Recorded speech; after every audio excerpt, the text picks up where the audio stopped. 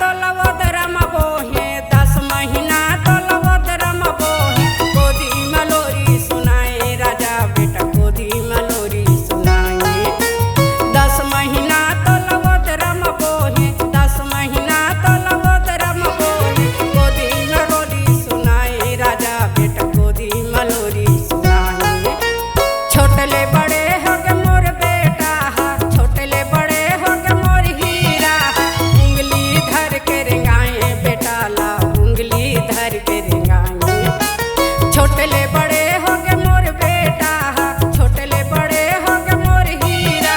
उंगली धर के रेंगाए बेटा ला उंगली धर के रेंगाए रिश्ता छानी टोर बेगा बेटा जन्म देवैया माता पिता ला छन छोड़बे ना रिश्ता छानी टोर बेगा बेटा जन्म देवैया माता पिता ला छन छोड़बे ना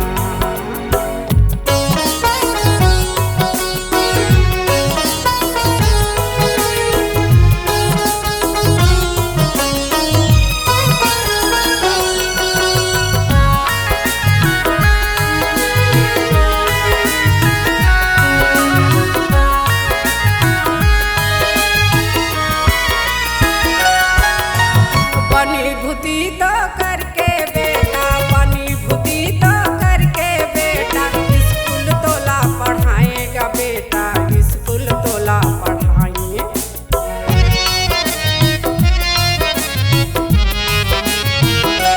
पहली दूसरी चौथी पांचवी पहली दूसरी चौथी पांचवी स्कूल तोला पढ़ाएगा बेटा स्कूल तोला पढ़ाएंगे 7वीं 8वीं 9वीं 10वीं 7वीं 8वीं 9वीं 10वीं कॉलेज भी ये कराएगा बेटा कॉलेज भी ये कराए जियत भर छानी छोड़ बेगा बेटा बुढ़ापा माँ तोर माता पिता ला छन छोड़बे ना रिश्ता छानी टोर बेगा बेटा जन्म देवैया माता पिता ला छन छोड़बे ना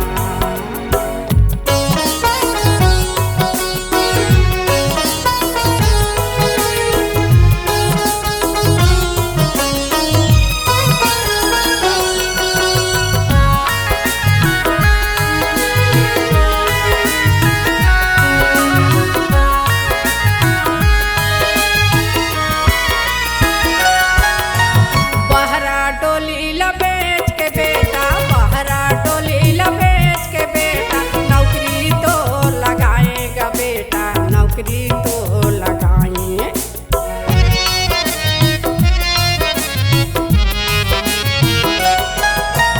बुढ़ापा माँ मोर सुखो ही कई के बुढ़ापा माँ मोर सुखो ही कई के तोरे चा शादी कराएगा बेटा तोरे चा बिहाव कराए बहुला बेटी बनाएगा बेटा बहुला बेटी बनाए बहुला बेटी बनाएगा बेटा बहुला बेटी बनाए यत भर छानी छोड़ बेगा बेटा बुढ़ापा माँ तोर माता पिता ला छन छोड़बे ना जियत भर छानी छोड़ बेगा बेटा बूढ़ा काल माँ माता पिता ला छन छोड़बे ना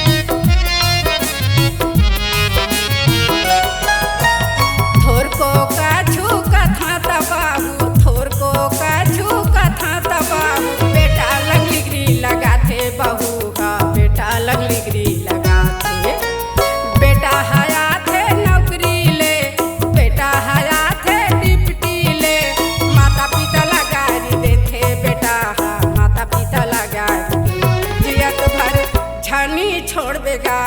बेटा बुढ़ापा माँ तोर माता पिता ला छन छोड़ बेगा रिश्ता छानी तोड़ बेगा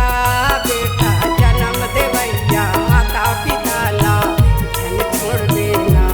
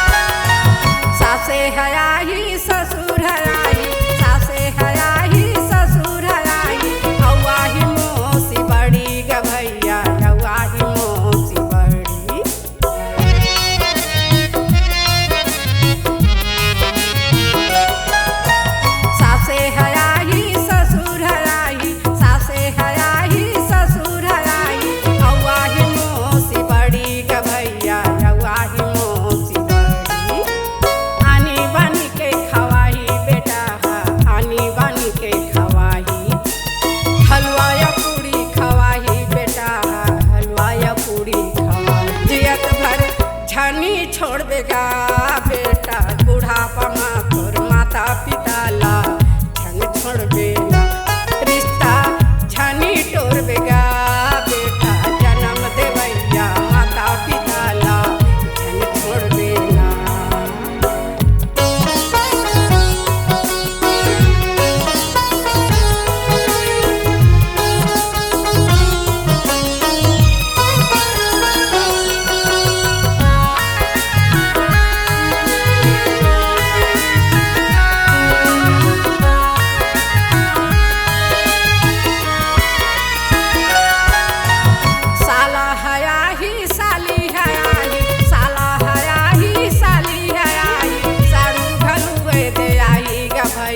साड़ू गलुए रे आई